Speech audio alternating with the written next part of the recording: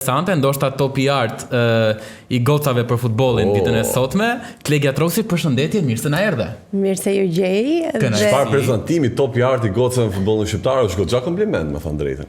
Po, në fakt është goxha kompliment, po duke qenë se top i art këtë vit nuk ka qenë reduktiv, nuk është në maksimumin që ka qenë më përpara, nuk është ndonjë vlerësim I madh. Më pëlqeu ajo e Florit për ftesën e emisionit. Kështu që Si çfarë për ftesën e emisionit? S'na po punë tuçi tashim. Unë dua të ftoj E po ta thot Flori se ftuar e parë një gocë ikonike, që të ecin mbar. Klegja u fut me djathtën, e dinte vet. Unë nisa për ikon dhe dola top tani.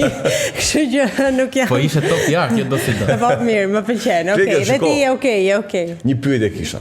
Herën e Vetëm fundit një, që do me thënë më keni sjell deri këtu për një pyetje. Një pyetje para disa pyetje. Një pyetje ka Flori, ç'keti ka unë 16, se Kemi nda punën.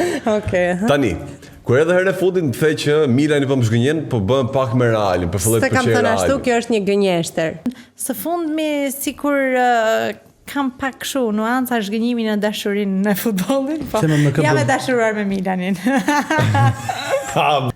Milani, unë bëj tifo për Milanin, pra është skuadra ime e zemrës, por kryesisht më ka pëlqyer edhe Reali për te Milani dhe sidomos në epokën e tij të Ancelotit, sepse Ancelotti ka zemrën e gjithë milanizëve besoj, kështu që unë për Ancelotin kam bërë gjithmonë tifo. Tani nga ajo kohë deri tani, dëshira për Realin u shtua apo paksua? Unë jam statike në vendime që marr, nuk jam si këta të diun siç janë ca të Interit, Barcelonës, kështu që janë nga Fryera. Ne jemi tjetër stat tifozëri. Ishte kunj. Jo, kjo ishte kunj indirekte, Po nuk ka problem. Nuk ka. Jo shumë mirë, më pëlqen në fakt që je me Realin, po dëgjoj do të pyes se Leverdis. Në Leverdis. Specifikoj. Si tifoz e Milanit, Më thuaj. morët një 3 fitore radhas tani në Serie A. Si ndihesh me të startin e Serie A, të pëlqen? Përgjithsisht Milani I ka këto një periudhë të mirë, por pastaj ajo që I mungon për qenë realiste përtej raportit preferencial është se Milani ka një mungesë koherence të theksuar, kështu që mund të pasojnë ka raste që entuziazmohemi dhe mund të na pasojnë më pas tre humbje radhazi. Por jo, këto vite kanë nisur mirë, mund të themi dhe uroj. Po mirë, tani duhet. Ishte 2-3 ekipe tjera që do të vinë, që nuk mund. Jo, nuk do të humbin dhe shpresoj që të mbaj këtë ritëm. Klegja, shiko, për pos Milanit, shpresojmë të mbaj të ritër, të shohim, unë nuk jam shumë me Milanin në Serie A, ti e di. Po më kë jeti? Në Serie A, unë jam shumë me Interin. Ti mund të më urresh, po nuk kemi ç'bëjmë. Kur unë dang tonë ran. Mua thjesht më vjen keq për ty, nuk. Ma do nuk ke të drejtë fjalë për 3 minuta të vijim. Më vjen keq. Linja për ty, kolegu im. Unë do të jem kuqezi për kombëtare. Pra do të them po të këto ngjyra. Tani kemi ndeshje të rëndësishme përballë vjen Serbia. Nuk e di se shikon gjendjet të kombëtarja, çfarë pret nga kjo ndeshje njëherë. Shiko, unë si gjithë shqiptarët, pritshmërit I kam shumë të larta, si që kemi gjithmonë. Çështja është cili do të jetë rezultati që do marrim.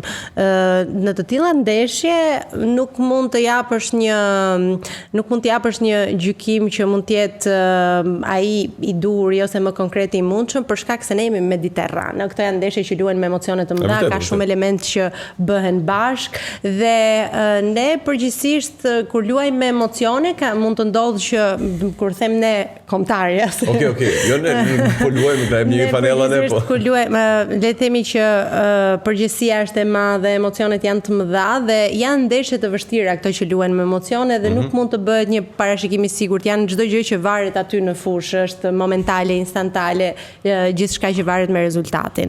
Ndërsa për sa I përket të dyja ekipeve, ne dim që kombëtarja jon nuk ka qenë gjithmonë në maksimumin e saj, ose ne kemi patur pritshmërit më lart se ç'duhet, ose ata ka diçka që nuk shkon. Bëhet fjalë për këto eliminatorëve.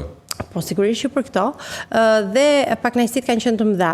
Serbia nuk është se ka qenë mirë së fundi. Nuk, më thon drejtën, nuk e di se shikon edhe ti, më duket ekipi më I dobët që ka pasur Serbia. Këto vitet e fundit, më I dobët. Varet sepse fitën që luajti në Albania prisa bënte më mirë, por edhe pse është ekipi dobët, e themi kështu patën ditë I marri 3 pisha kur I Leverdis.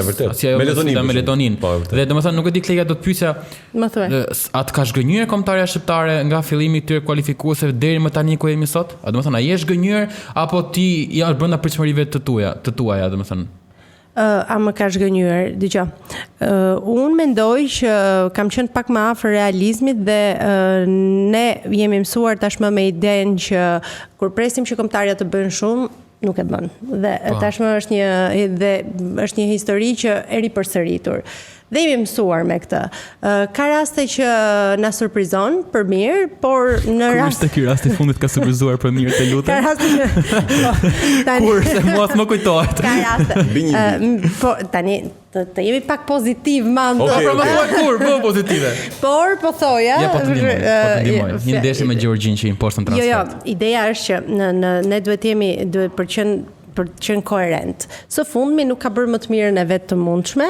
Unë nuk e di nëse duhet vajsoj trajnerin apo mënyrën se si lojtarët janë në fushë. Unë mendoj që dhe jam e bindur për këtë, është gjykimi që mund t'jap unë në informacionet reduktive që unë kam për futbollin. Unë mendoj që tek ne mungon fryma e grupit, sepse ne emrat i kemi, po flasim që kemi patur kombëtarën ndoshta më të mirë të gjitha kohërave me titullar, me lojtar individual, kombëtarët më të mirë viteve të fundit. Po, dhe përderisa ata nuk arrin të bëjnë mirë, e diskutueshme absolutisht. Kemi një Qazim Laçi si Maradona, po. Jo.